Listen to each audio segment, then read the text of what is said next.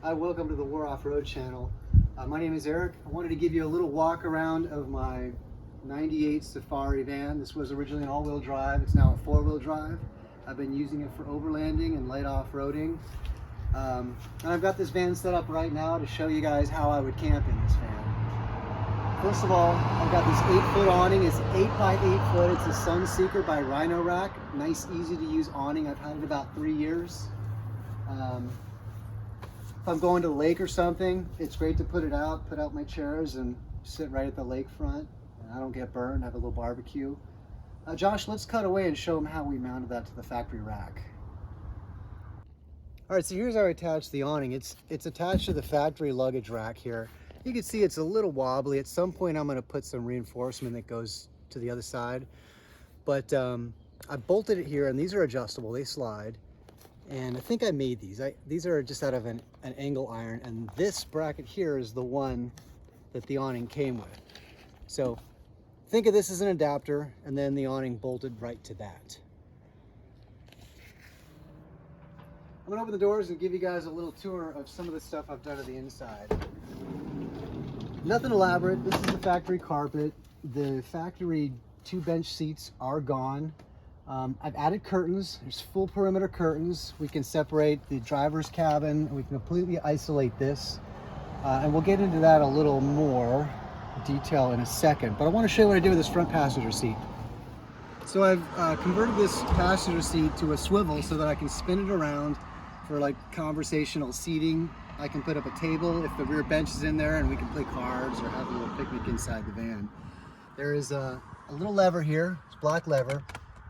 That operates the rotator. So you push it back, spin it around, and it'll lock right back in place. That easy. You can get a little adjustment out of here. The armrests still work. The door still closes. Really like this. So I got this seat swivel. It's just a little black Lazy Susan that locks in place, and it is actually pretty solid. I don't get any rock out of the chair, which you don't want. You don't want to be driving down the road, 90% of the time, and the chair is just rocking. So, and I think I bought it from Tractor Supply store, or out of their online catalog, or Northern Tool Supply. And it wasn't that expensive, and it wasn't that hard to install. But I did remove the slider mechanism. So the seat no longer slides forward and aft because the thickness of that little turn plate would have put the seat up kind of abnormally high. So I set the seat about the spot that I wanted it, and then I put it together that way. You may have noticed a screen here. There's a few things that I've added to the dash that you don't find on a factory van. This is the backup camera. It's a big screen, and I really couldn't find a clever place to put it. So I thought, well, that's probably where it would be most functional. So I just plopped it up there, and I did a little relief cut here so I could run the wire in. I've also got a couple switches. Here's my ditch lights right here. And then this little guy here is a heated seat switch. I bought a Dorman heated seat element kit, just a universal one, 30-40 bucks from summitracing.com. And so my driver's seat is heated, and it works awesome. I love it. Down here on the dash, I used to have a combination fog and driving lights cut in, but I destroyed them at Prairie City when I was testing this because they hung below the bumper. Terrible idea if you're going to be trying to climb rocks. I'll take you to the back and show you where I put my backup camera next. Okay, so here's where I ended up mounting my backup camera. It originally came with the license plate bracket mount, but I didn't like the way that looked or fit, or somehow it collided with the license plate light. So I took it off and I just screwed it up into the plastic surround of this and ran the wires up in through the door. Let me get the doors open and see how I did that. There's nothing to see here. I had obviously the panels off. The backup camera wire goes through the original pass-through that the license plate light goes through. And then into here, you can see some of the connectors and such, and then the wire literally goes I didn't buy a wireless one. Apparently you can get wireless ones now where you just have a transmitter here and the receiver. Well, I didn't get that one, so I ran the wire all the way up over the wheel well, underneath the carpet trim, up behind the dash, around and over. That was kind of a process, kind of a lengthy process, but it's super functional and super reliable. And I'm happy with it. And I'll tell you, the first time I started driving this van in parking lots, you can't see what's right behind you, and it's kind of an eerie feeling. You can use your mirrors, but you got this high sill here, you see out the back, you really don't know if something's right behind you. And most likely there is nothing, but you just don't want to take that chance. So backing up in parking lots was really eerie for me. So I had to have that backup camera. So to get the curtains, I did a lot of research online, and there's a lot of ways to put up curtains using just cords and Velcro and stuff. I wanted something that felt a little more a custom built-in part of the van, something that would be reliable, and I didn't want my curtains to sag, leaving gaps at the top. So what I ended up doing, I ended up finding this aluminum bar. You can probably see it here. These aluminum bars, and I bent them to contour as tightly as I could around the edge of the window, okay? And then, maybe you can see here, how I attached them. This was, I'm not gonna lie to you, this was a lot of work. The first thing I had to do was pull all the pillars, all right, to find a good solid place where I could drill holes in the metal behind here and install nutserts. So I installed little threaded bungs back there where these rods would be located. And then I had to figure out where the hole in the plastic trim would go, okay? So how I did that, once I had my nutserts put in there, I set up a laser pointer pointing directly at the nutsert, and then I put the pillar trim on, and that laser pointer then, of course, pointed out where the hole that I would drill into the pillar. So you can see aluminum bar, heated, bent to contours, and then I had these curtains custom stitched out by a friend, and they just slide. Let me give you a demonstration of that. Oh, this one's already slid out.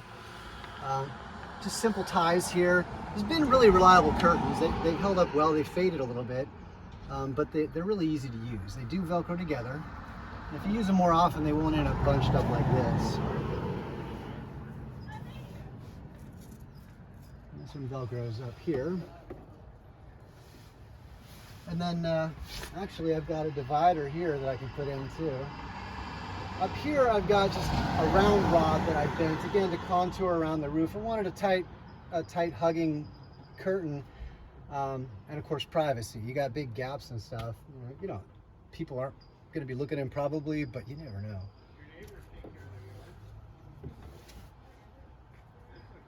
Again with the Velcro, custom stitched around here. Just the little details. I'll tell you what, when you're camping with your friends, you're gonna sleep longer than anybody else because you're keeping the light out, you're really comfortable. This one here was tricky too. As you can see, the sliding door mechanism is a big consideration. So don't open the door when this curtain's pulled. And so on and so forth. I'm not going to pull that one. You get the point. And then the little ties here. As far as beds, so the floor of this van is 4 feet wide from here to here, which makes it cool as a cargo van. You can haul sheets of plywood. You can literally put a 4x8 sheet of plywood or drywall in this van and close the back doors. So there's plenty of room for sleeping. This is a 6 foot long bed. This is a foam mattress, like a 3-4 inch thick piece of foam on top of a futon, so it's plush and comfy. And if I wanted a double wide, obviously there's plenty of room here. And yeah, I mean, this makes for a really great night to sleep out on the trail. So for the back glass, I've just run 2 rails, same aluminum bar here, and then just a steel rod. And if you kind of look closely up here, you can see I did the same thing. There's a nutsert on the backside, a rib nut, and a spacer, and then the bar is contoured as tightly as I could get it. And after a while of driving, these curtains tended to creep shut on themselves, so I added these guys here to keep them open.